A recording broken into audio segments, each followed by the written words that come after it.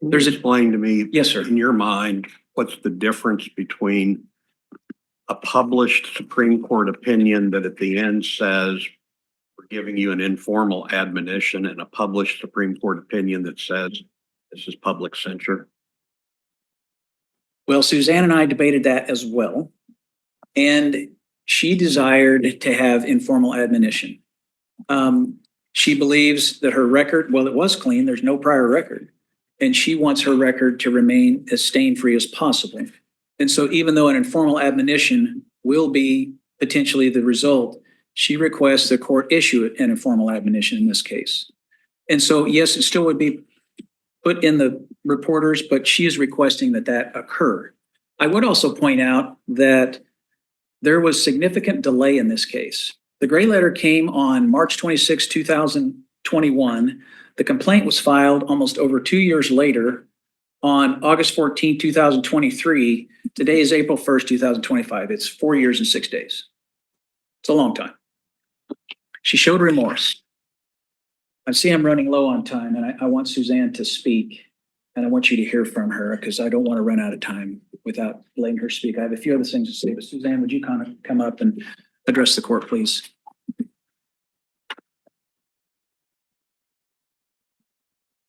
May it please the court. I've argued in front of this court before. My name is Suzanne Valdez. And I want to sincerely apologize to the court for having to be here today. I want to thank Steve Angermeyer, who has been a steady and capable advocate. He's been even-tempered and diligent, and I appreciate your wise counsel. I also want to thank many of my former law students, friends, my family, and members of the public who did support me throughout this personal and professional ordeal that I've been experiencing for the last 4 years.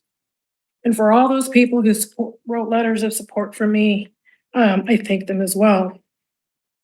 I am here to give you my authentic apology. Never in my craziest of nightmares did I ever believe I would be standing in front of this court at a disciplinary hearing involving myself. My entire life, I have followed the rules and decorum, and I have remained true to the rule of law, even when I questioned it. And as a woman and person of color, I have questioned the rule of law many times. But as a law professor at KU Law School for 21 years, I stress to my students the importance of the rule of law and their ethical responsibilities to uphold it. As a Hispanic girl growing up, I worked very hard to achieve what I achieved in my lifetime. So, excuse me, I grew up in a blue-collar family. I am one of very few in my very large extended family. I have 7 aunts and uncles on one side, 6 on the other, with tons of cousins who I grew up with. And I am certainly the only one with a college degree, and certainly one with a law degree. I never knew a lawyer before I grew up, before I started law school, I should say. I'm sorry. My entire professional life as an attorney for the almost 30 years has been one of public service. I started my career in Kansas City, Kansas, the DOT in 1996, working for Kansas Legal Services, doing domestic violence work, Social Security hearings for the indigent and disabled, and lots of landlord-tenant litigation.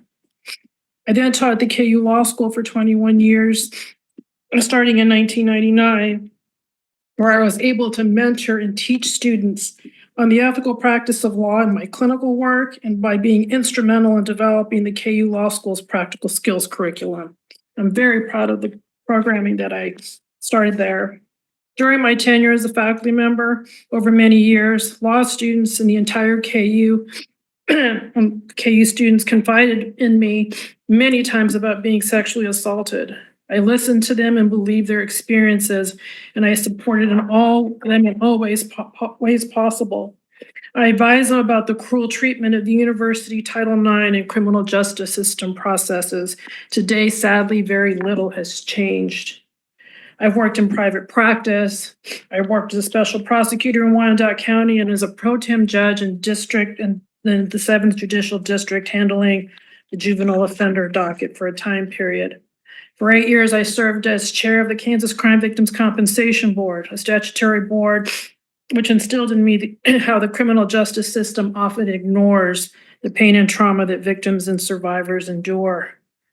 And lastly, I just want to share with you, and this is probably part of what I was so emotionally fragile at the time that this incident occurred. In 2019, my only sibling, my younger brother, Christopher, a Gulf War veteran, died of a fentanyl poisoning in Maricopa County, Arizona.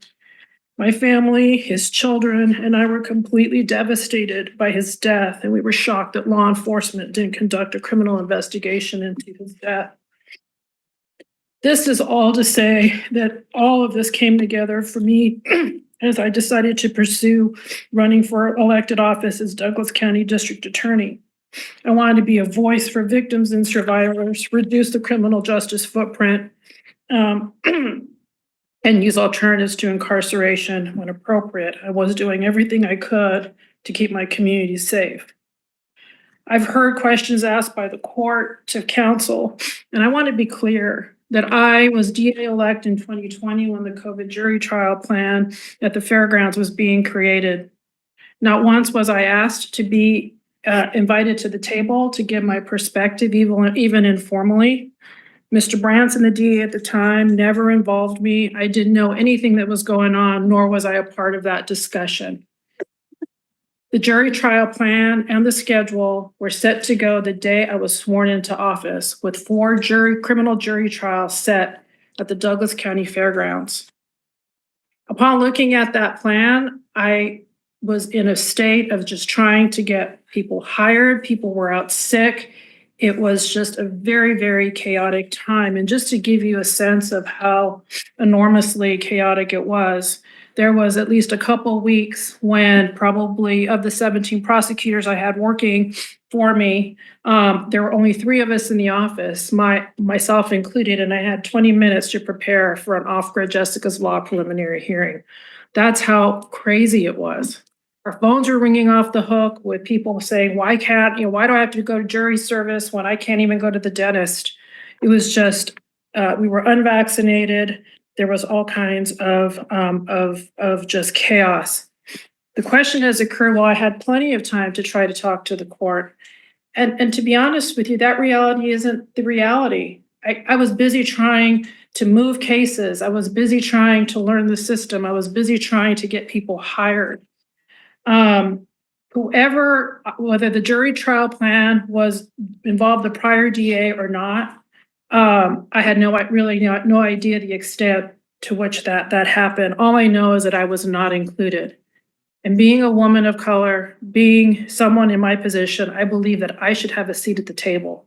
I was a chief law enforcement officer of the county, and I wanted to make sure our community was safe. So just to be clear, what led to this filing of Judge McKinney's complaint was there was discussion about 2 meetings about this plan. The February 24th meeting wasn't really even a meeting about that. It was about something else. And it was in passing that Judge McCabery said, you guys got to be ready to go. That's when I started thinking, I've got to look at this plan. This is going to happen.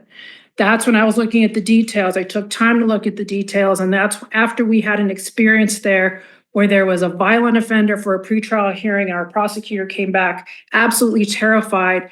I went back and looked, and I thought there's so many questions here. And that's why I called the March 5th meeting with Judge McCabery and Judge Hanley, who were part of that plan. I asked really tough questions, Your Honors, Justices, like, this is a fairgrounds, this is an exhibit hall. Where are we going to sequester witnesses? How are we going to make sure the jurors don't ensure that they don't know that this attempted first degree murder defendant who's violent in the jail, that he's properly secured? How are we going to make sure that the jurors don't know he's in custody? There were so many different questions that I was asking that there weren't any answers for. I asked for the security plan. There was no security plan. I contacted the sheriff immediately and asked him to do a security plan because this trial was going to go. I had people in my office saying they didn't want to try it. So I prepared and I tried it along with my then deputy district attorney, Joshua Seiden. What led to this was I thought we were gonna have more discussion about this with the court. Instead, they issued the press release, and that press release is clear. My name is not on there because I was never consulted about any plan. And there's confusion, there's perceptions about, all of whether, I should have known or I could have asked questions. Yeah, this is all hindsight's 2020. And I would do all of this all over again, but I assure you that when I saw that press release, I needed the public to know that I had no part in this. They were going to hold me responsible as the elected district attorney. And I wanted to make sure they understood that. Then Judge McCabe issued a second press release. And then, of course, I responded in kind. And that is where I should have taken the high road. And I apologize for that. It was petty. It was just completely out of character for me. And this is a result when there's no communication. When communication happens, you can disagree and you can go forward and hopefully move on. This was extrajudicial in nature. I apologize. I try to apologize many times and the court declined. I asked to do mediation and they declined. Our county administrator even asked. She said, let's just get this cleared up. This isn't good. I said, I agree. She asked on our behalf and Judge McCabe declined.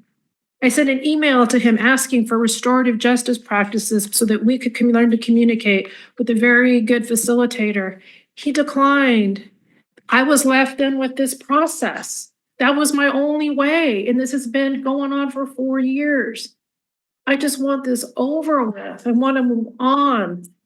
And I ran for re-election. And what I heard from voters was just this, this process, this is harmful to the system.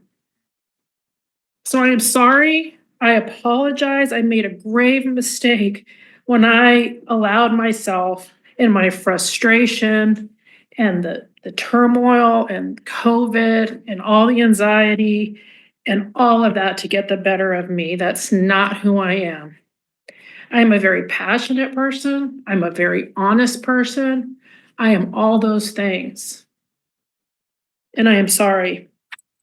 So the last thing I will say to you is that I was so harmed by the prior DA administration's treatment of me and the transition that when I lost this election, I did the complete opposite. The minute the canvass occurred, I invited the new DA to the office. I gave him all the information he needed. I turned over everything he asked for to ensure that there was a smooth transition with the office. I am now in private practice. I continue my work advocating for victims, doing mediation and public work or public service for those marginalized communities who need my advocacy. So I would ask this court to consider all of that. And I thank you for your time.